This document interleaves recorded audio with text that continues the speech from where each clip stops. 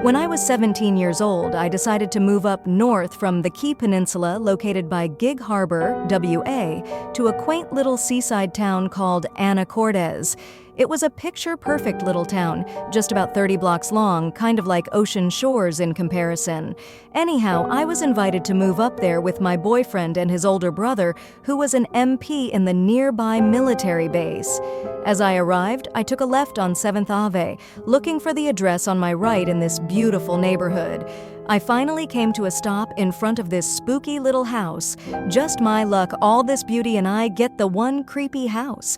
As I started to move my things in and unpack, I had a very uneasy feeling, like I was being watched and overall just creeped out. As the days went by, I noticed the house was slanted. You could literally put a marble in the kitchen and it would roll to the back of the house. So I started asking my boyfriend questions about the place. He explained that it was built in the early 1900s, which explained the extremely old giant oil heater in the living room, which constantly gave me weird vibes. As well as in the backyard, there was a peculiar garden with beautiful flowers, but it was round and had 3 different levels to it, which was odd. A couple of weeks had gone by, and I was working the graveyard shift at the local Safeway, which meant I would be home pretty much all day by myself because the rest of the household worked normal daytime hours. One day, shortly after I had gotten home at 10 a.m., I decided to lie down and take a nap and get some rest. At some point, I was awoken to the sound of metal tapping sound. Then I heard a male's voice very quietly saying something I just couldn't quite make out the words. So, I assumed that my boyfriend had gotten home early and I was hearing him talking as he approached the front door while jingling his keys. So, I stood up out of bed and headed out of my bedroom and hung a left to arrive at the front door, which I quickly opened with excitement, assuming my boyfriend had finally gotten off early, and to my surprise, no one was there. I looked left, looked right, to find no one. So disappointed and confused, I slammed the door extremely disappointed, and as I turned around, there on top of that creepy oil heater sat a little boy looked about 6 with blonde hair and fair skin.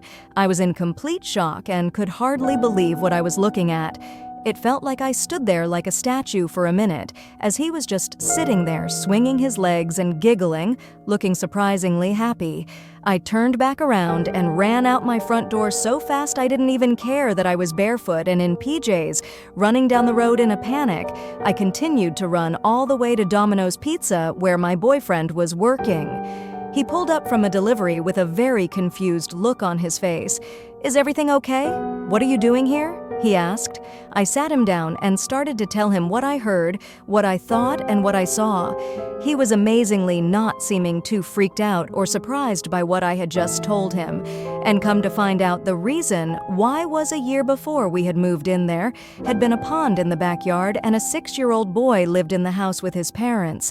I day the boy decided to go look at the fishes in the pond by himself and got a little too close and fell into the deepest point in the middle. By the time his parents noticed, the back door was open and not latched shut, as well as their son was nowhere to be found.